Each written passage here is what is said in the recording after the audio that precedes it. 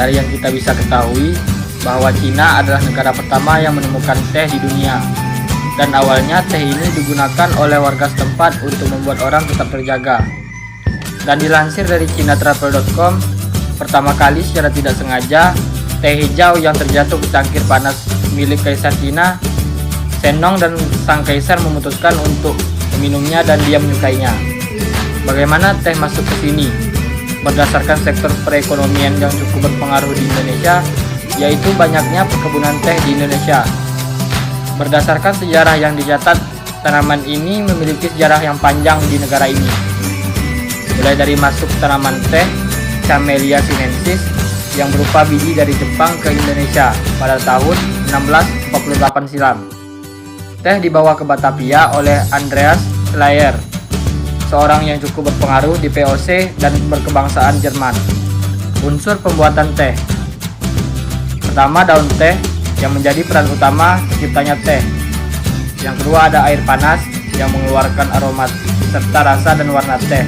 Yang ketiga, ada pemanis, yaitu sebagai opsional. Berikut ini adalah beberapa kebun teh yang dapat kami tampilkan, yaitu satu kebun teh Gunung Mas yang berlokasikan di Jalan Raya Puncak Gadok, kilometer 87 Tugu Selatan, Kecamatan Cisarua, Kabupaten Bogor. Ini biasanya dijadikan oleh pengunjung sebagai tempat untuk healing, dan juga pengunjung di sini bisa melakukan jalan-jalan sembari melihat keindahannya. Dan juga berdasarkan dari info yang kami dapat, mereka menjual produk teh mereka dengan harga yang cukup terbilang menengah, dengan harga 25 sampai 30.000. Lalu nomor 2 ada kebun teh Kayu Aro. Jika dibandingkan dengan kebun teh sebelumnya, Kayu Aro ini masih belum seterkenal Gunung Mas. Namun, tahukah kamu bahwa ternyata Kayu Aro ini merupakan kebun teh tertinggi kedua dan terluas di Indonesia dengan luas 2.500 hektar. Dan kamu juga dapat mencicipi produk mereka dengan harga yang cukup murah, dengan sekitar 5.000-an. Lalu masih banyak lagi teh atau kebun-kebun teh di Indonesia yang tak kalah bagus juga. Dan selanjutnya, peran teh terhadap agroindustri di Indonesia memiliki peran yang sangat berpengaruh dan juga dukungan pemerintah melalui program GPATN, dan juga dikarenakan permintaan yang semakin tinggi dari pasar luar maupun pasar dalam negeri. Pabrik teh yang kini atau bisa dikatakan lumayan sudah lama mulai memasuki era-era instan. Dan di sini era-era instan yang dapat saya uraikan itu dalam bentuk minuman instan, atau sebagai bahan masakan, atau sebagai kosmetik, dan lain-lain. Tabel perkembangan agroindustri teh. Kabupaten Cianjur, peluang pengembangan agroindustri teh rakyat. Hampir seluruh petani responden sekitar 85% menyatakan bahwa lokasi pabrik tempat petani memangkas bibit tehnya jauh dari jangkauan para petani teh. Oleh karena itu, mereka sangat mengharapkan adanya pabrik pengolahan sendiri yang dapat mereka kelola secara mandiri. Petani teh secara umum menginginkan teh sebagai komoditas yang dapat dijadikan andalan dalam menopang perekonomian keluarga, dan berkeinginan memiliki pabrik olahan teh berskala kecil yang dikelola secara berkelompok. Beberapa program yang dicanangkan oleh pemerintah daerah on-farm atau hulu, diantaranya pengadaan bibit unggul, bantuan pupuk, pelatihan pembibitan, pelatihan budidaya, penanaman, dan SLPHD. Diharapkan program ini dapat menunjang dalam penyediaan bahan baku pucuk teh untuk pengembangan agroindustri teh rakyat. Sedangkan di tingkat on-farm, pemerintah daerah telah melakukan pembinaan kelompok tani menuju ke arah agroindustri teh rakyat. Selanjutnya, Kabupaten Garut. Peluang pengembangan agroindustri teh rakyat, sekitar 70% petani responden menyatakan keinginannya untuk memiliki pabrik pengolahan teh sendiri, walaupun berskala kecil, seperti yang dimiliki oleh Koperasi Putra Mekar yang berlokasi di Cilawu. Koperasi ini bekerjasama dengan PT Teh Sariwangi. Koperasi Putra Mekar terkenal dengan produk tehnya yang diberi nama bernama merek teh Irut.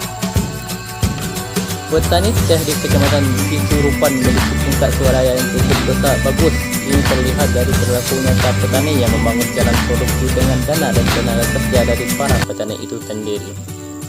Selain itu juga beberapa petani di Cisurupan telah melakukan penyemaian teh sendiri dari bibit klon yang mereka miliki atau perolehan pada saat menerima bantuan, sehingga biaya untuk penyulaman sangat murah.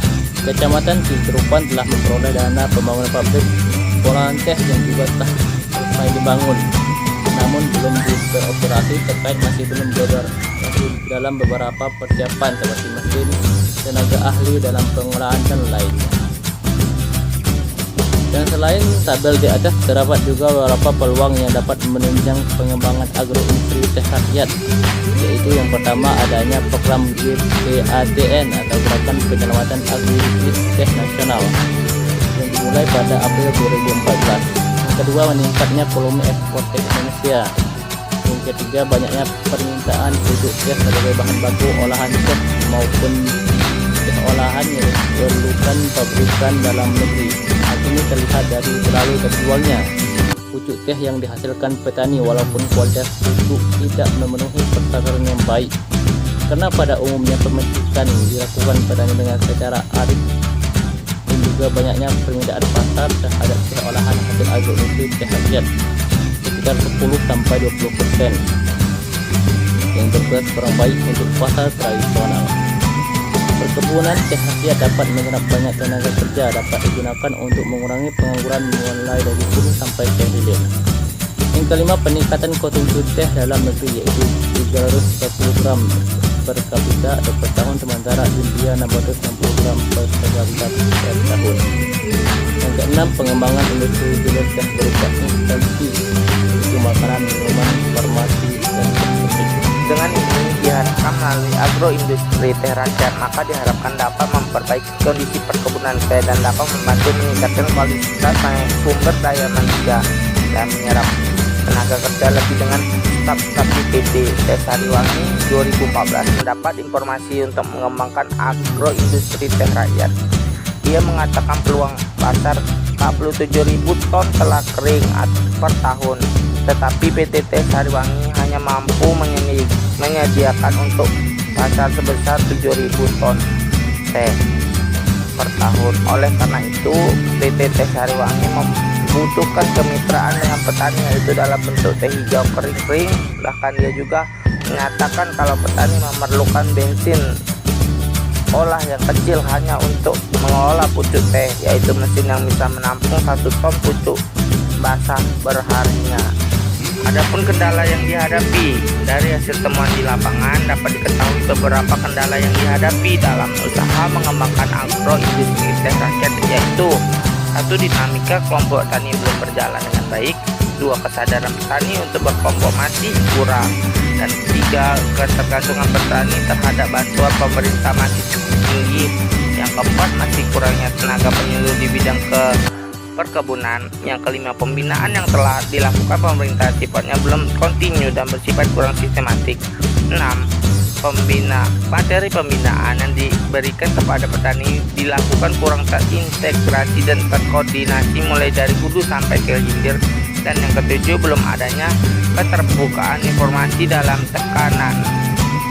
Dan dikarenakan kendala yang telah terjadi mengakibatkan semakin berkurangnya populasi tanaman dan tidak terawatnya tanaman teh yang diusahakan petani. Kondisi itu juga menjadi penyebab kualitas pucuk teh yang menurun, belum lagi dengan perlakuan panen yang pada umumnya menggunakan hari. Dampak kondisi tersebut juga membuat harga pucuk teh menjadi jatuh dan berakibat pada pendapatan petani yang rendah. Sekian presentasi dari kelompok saya. Apabila ada kesalahan mohon dimaafkan. Bila topik wal hidayah. Assalamualaikum warahmatullahi wabarakatuh. Terima kasih.